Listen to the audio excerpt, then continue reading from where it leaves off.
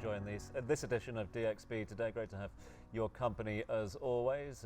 Well, we take a little peek into the future. We're looking at the present, but also what's next when it comes to tech. And will tech ever challenge the human brain? Not that there's much up there at the moment, that's for sure. Well, next guest is a visionary data tech leader and AI strategist. Please welcome Latifa Alshehhi to the show. Great to have you with us. Thanks for being with us. Thank you for having me.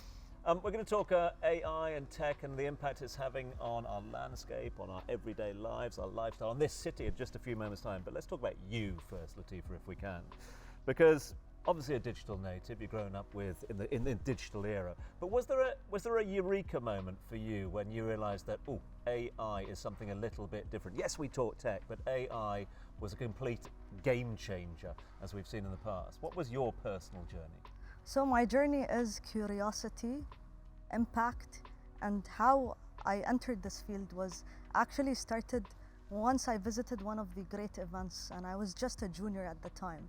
And I remember panel after panel after panel, there were these amazing speakers speaking about the impact of AI, etc., but also how we can progress in terms of the future of AI. So for me, that was the eureka moment where I'm like, I want to be a part of these great leaders one day and speak about the future of AI and what impact it can bring. And my journey not only started when I was a junior. I was blessed to have great mentors in my career that allowed me and gave me opportunities to lead national-wide projects, but also I was the youngest member of the United Nations Global Working Group on Big Data and Data Science. I led 2 sub-task teams internationally, and we were able to produce a handbook that can support other countries to utilize mobile phone data in everyday lives. So maybe the quote that I live by, I can say, is a quote from His Highness Sheikh Mohammed bin Rashid, where he said, "The future belongs to those who can imagine it, design it, and execute it." Wow. So where do you see the future of AI here in Dubai and beyond? For me, the UAE's future is a vision engineered for the future.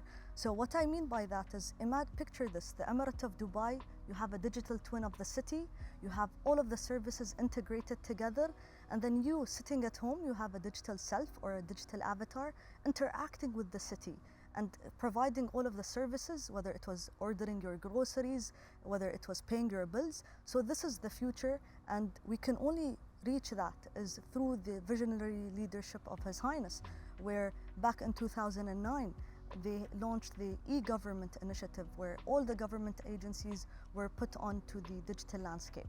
So through that, we were able to achieve today the era of AI in the UAE.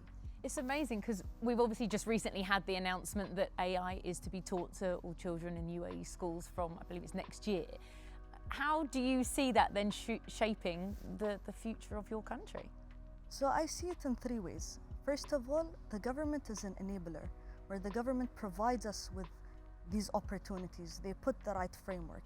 But secondly, as you mentioned, next year we'd see AI in government schools, which is amazing.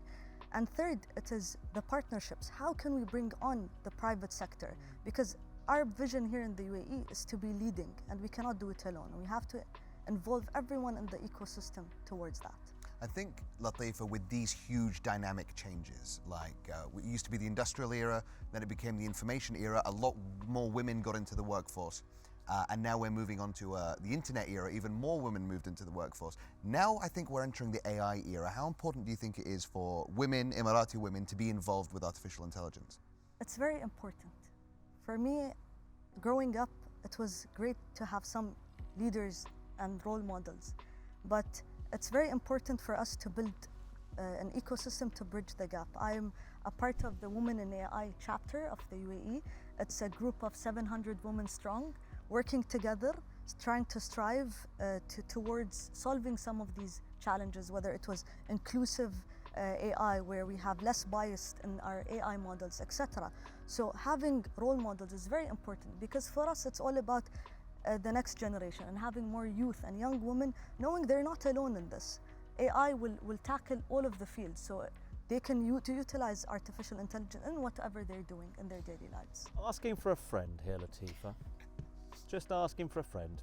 Nothing personal or anything like that. Is there any hope at all for the older generations or not? Do you think the younger, the digital natives, will be able to help older generations? Just for a friend. No, Good of you to ask for Katie. for the future, it's not only about looking at seniors or the older generation. It's all about how us digital natives can provide and spread awareness around not only the uses of AI.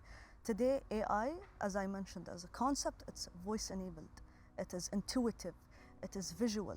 So by design, it is senior friendly. But what we need to think about is, okay, what about the risks of AI, and how can we educate the next generation or the older generation about these risks and misuses and deep fakes and all of the scams that's happening and risks around artificial intelligence. That is what is important. I find the whole thing fascinating because you are, making these huge strides within not only the UAE and the culture, but obviously globally as well. So what's next then, especially for this 700 strong group of women in AI you said you've got here in the UAE? What's next? What can we expect? I think what we can expect is having more agents or AI agents that everyone is using. Everyone will have an other self, I would say, on the digital world, creating those use cases, whether it was sending emails, whether it was replying to certain things, whether it's paying your bill. The city as a concept will be more proactive, so you don't need to think about what do I need next, or how can I educate in terms of this new world. It will be a part of our daily lives. Just quickly, Latifa, I want to ask, because we are running out of time, but the UAE has been fantastic in walking the line between modernity but holding on to cultural values. How do you think, what is the UAE doing to make sure that the UAE's cultural values still stay safe, even in this ever rapidly changing world of AI? So what we need to do is not only promote the heritage and the culture. What we need to do is think about how can we embed AI into our heritage, how we can embed our culture into these models that we're building. And in my opinion, we can do it with two ways. First is building more content. So whether it was news, whether it was interacting with the social media, whether it was posting pictures of Emirati nationals in their traditional clothes. And second is how can we build models from the region? And I'm very blessed that today the UAE has taken the strides in launching Jace and Llama, which is two models from this part of the world in supporting and using the data from the UAE. We definitely are in the place to be for everything AI. Thank you so much, Latifa, for being on the show.